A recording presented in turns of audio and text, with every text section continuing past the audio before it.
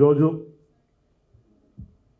మన భారతదేశంలోని మహనీయులు అందరి జాతర అని ఈరోజు ఇక్కడ సమావేశం ఏర్పాటు చేసిన సభాధ్యక్షులు ప్రభంజన్ యాదవ్ గారికి, అలాగే సభను అలంకరించిన పెద్దలకు, ఇక్కడికి వచ్చిన కళాకారులకు, బహుజన సోదరులకు, మీడియాకు అందరికీ హృదయపూర్వక నమస్కారములు.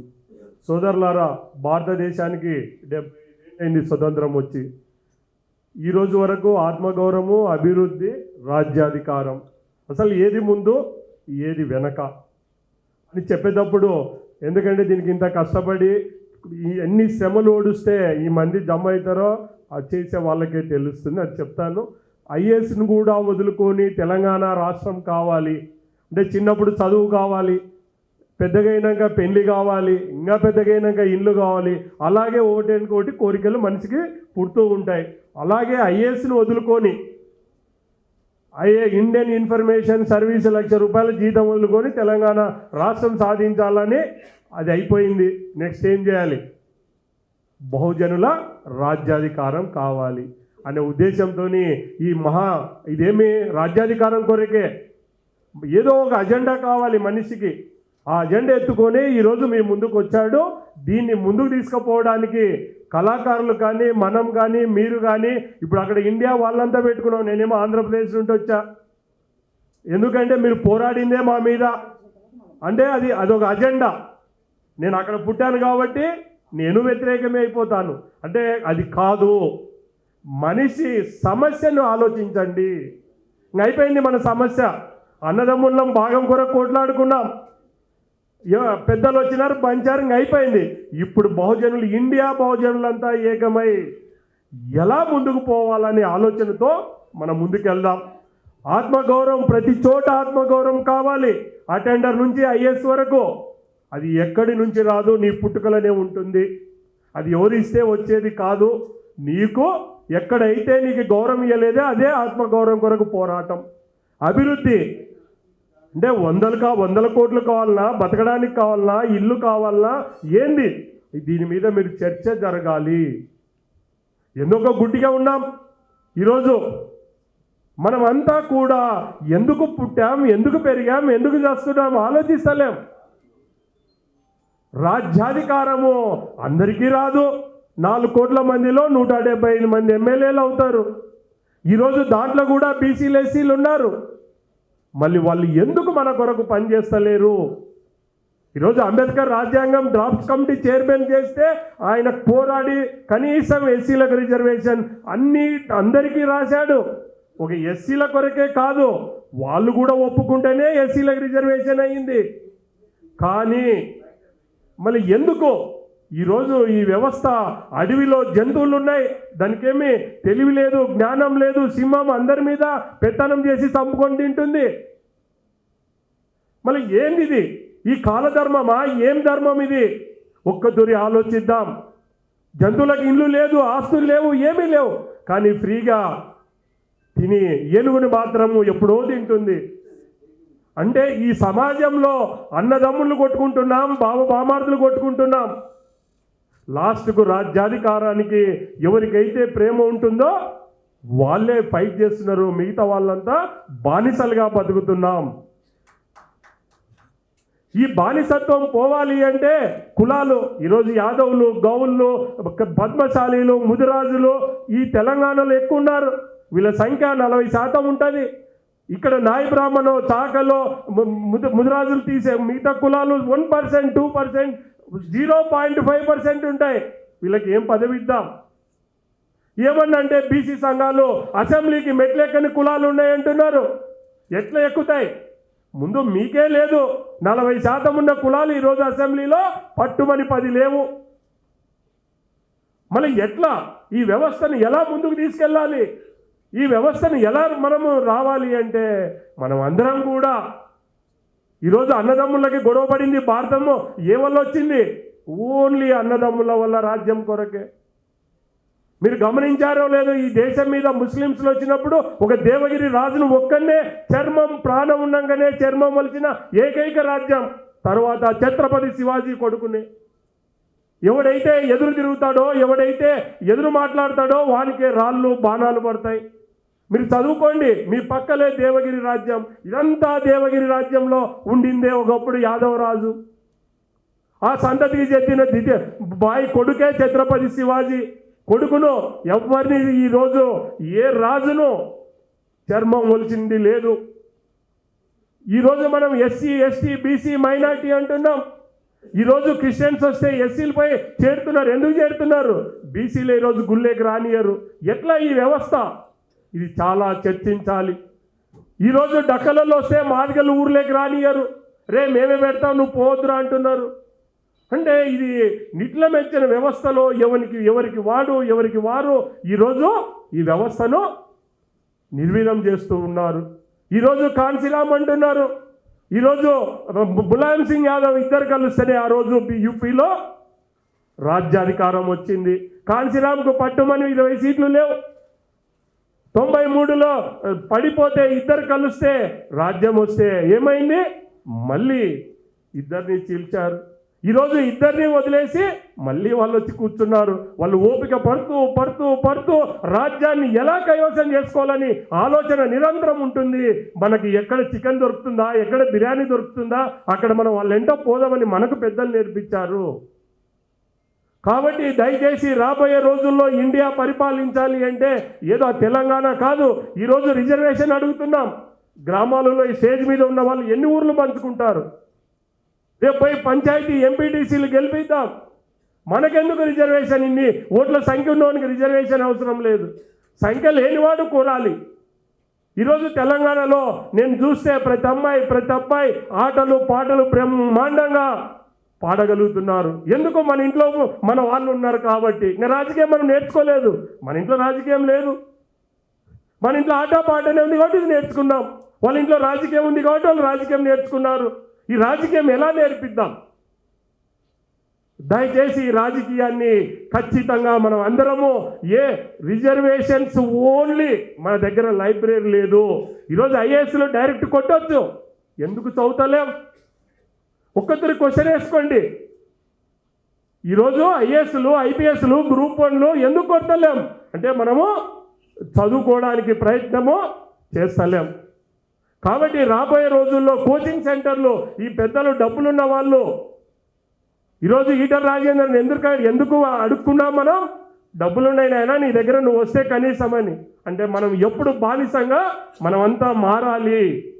ఈరోజు రాజలింగం గారికి బాధ చేసింది, ఆయన కులస్తుడు ఫోటో లేదని. అదే ఆత్మగౌరవం, అది తెలియక చేసిందే. కానీ సున్నితంగా అదే 4 గోడల మధ్యలో ఈ తూరి మాది పెట్టండి అంటే బాగుండేది. అంటే కొన్ని జరుగుతూ ఉంటాయి. మనం ఆవేశం ఎక్కువ ఉంటుంది మనకు. ఈ ఆవేశాన్ని మనం ఎప్పుడైతే ఆలోచిస్తామో రాజు కావాలి అంటే బానిసలకే రాజ్యాధికారం వస్తుంది. ఇది మీరు గమనించుకోండి. బానిసలుగా ఎవరు ఉంటారో వాళ్ళే రాజకీయ నాయకులు అవుతున్నారు, మిగతా వాళ్ళు కావడం లేదు. కాబట్టి ఈరోజు ఈయన అల్లా సూర్యప్రకాష్ బీఎస్పీలో పనిచేశాడు అంటే దశ ఉండాలి. మనం పోతే వస్తారు. అసలు గ్రామంలో కుల వ్యవస్థ ఏ కులం ఎవరిని ఓర్చుకుంటలేదు.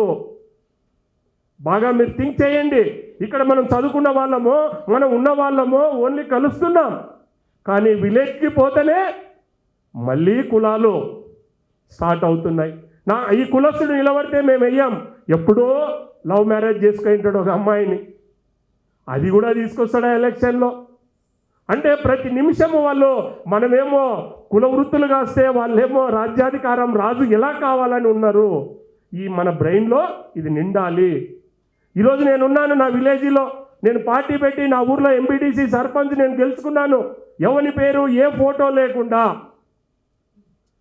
ఈరోజు ఎప్పుడు వస్తుంది? మీకు ఆ కోరిక కలిగితే కదా, ఆ ఆశయం మీలో ఉంటే కదా. అది లేదు. ఈరోజు నేను చాలా గర్వపడుతుంటాను. తెలంగాణలో ఒక పిల్లోడు రాస్తూ ఉంటాడు, నేను వందే మాతరం శ్రీనివాసుని అడిగాను పాట పాడమని. తర్వాత ఆ పిల్లో ఎస్సీల అబ్బాయి మాదిగల అబ్బాయి ఏదో, కానీ పాపం సున్నితంగా ఆయన కమ్యూనిస్ట్కే పాడుతా అన్నాడు, ఈయన సమస్యల మీదే పాడుతా అన్నాడు. అన్నా నేను డబ్బులకు పాడలేనని చెప్పకుండానే సున్నితంగా ఓకే మనవాడు ఆత్మగౌరవంగా బతుకుతున్నాడు, ఒక జెండాను ఎంచుకున్నాడు అని నేను చాలా మనసులో సంతోషపడ్డాను.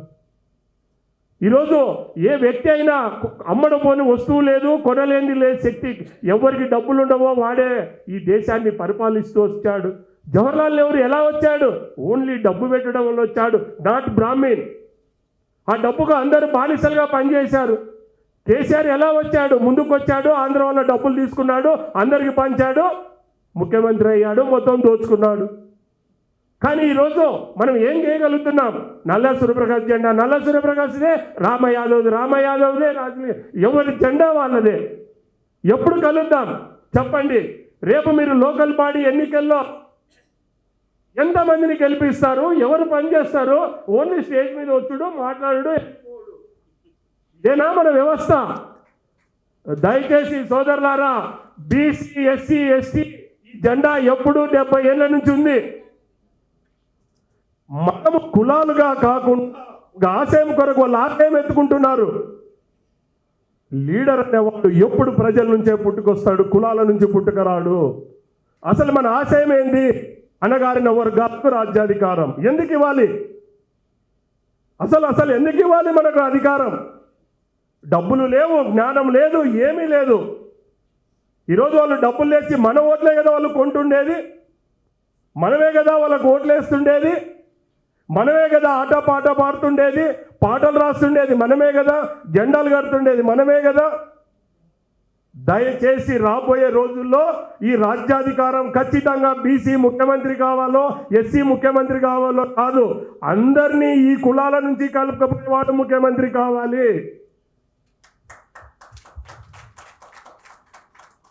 ఏ caste minority, BC, SC, ST అని చూడొద్దండి.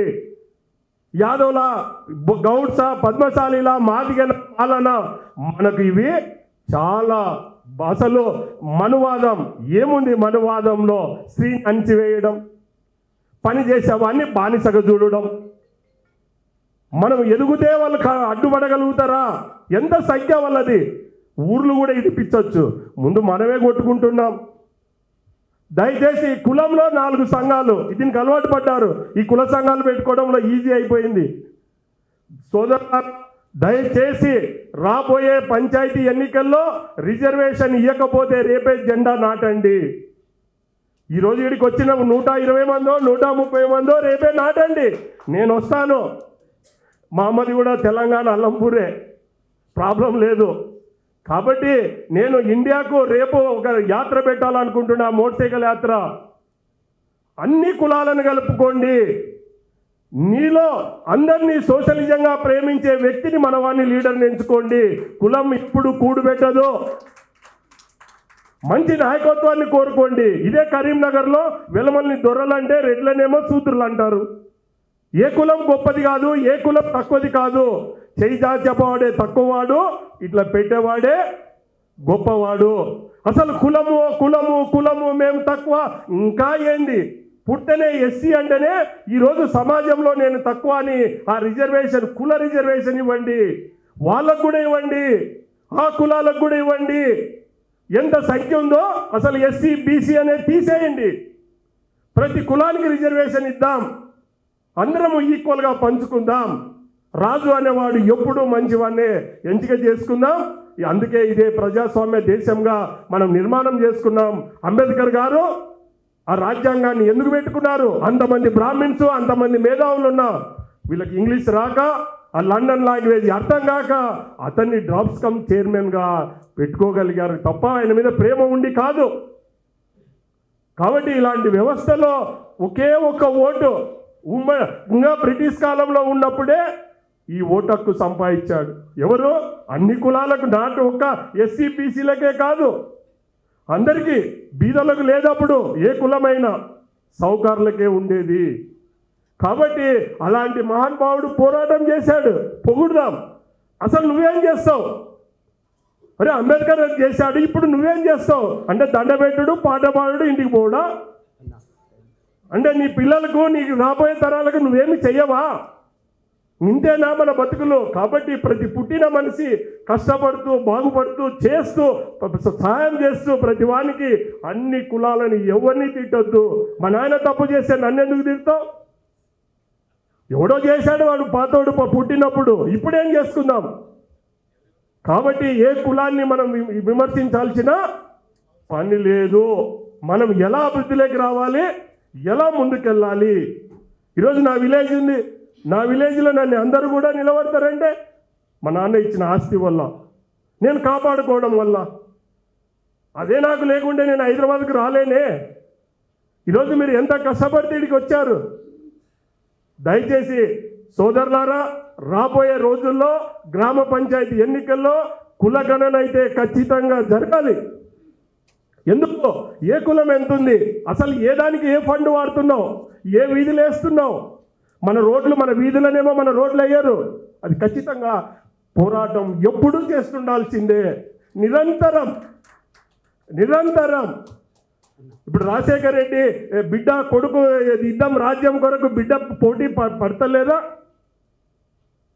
ఎప్పుడు నిరంతరం పాటుపడుతూ రాబోయే రోజుల్లో తెలంగాణలో రాజ్యాధికారాన్ని సాధించడానికి ఈ వేడుకున్న వాళ్ళు ఏకమై ఈ కులాలను, వాళ్ళ ఆలోచనలను పక్కన పెట్టి ముందుకు సాగుతారని ఆశిస్తూ మీ అందరికీ ధన్యవాదాలు తెలుపుతూ సెలవు తీసుకుంటున్నాం.